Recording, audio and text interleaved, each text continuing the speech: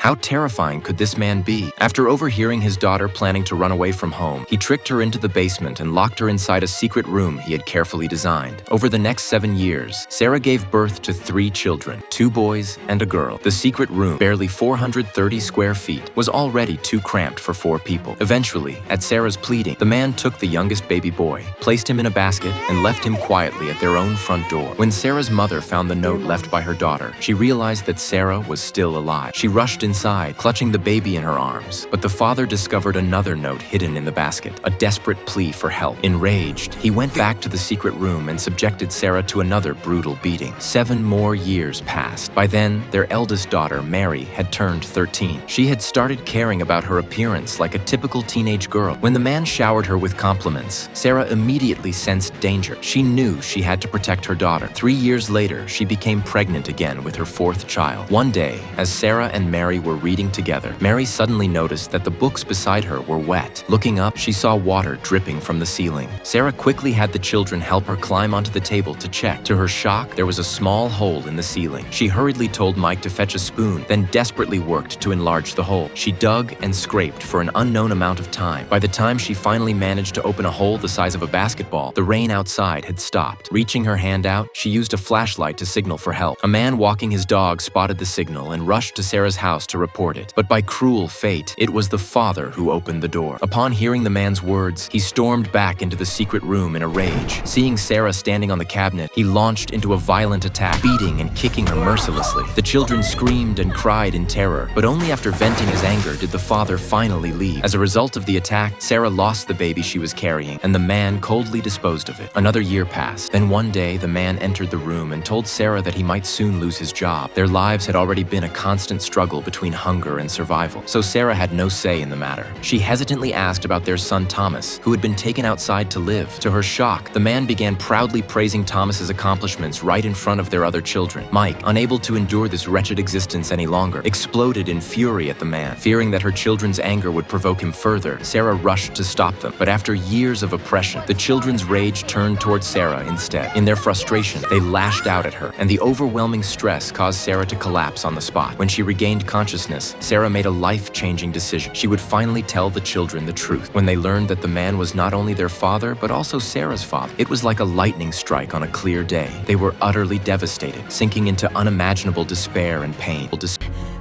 Marie!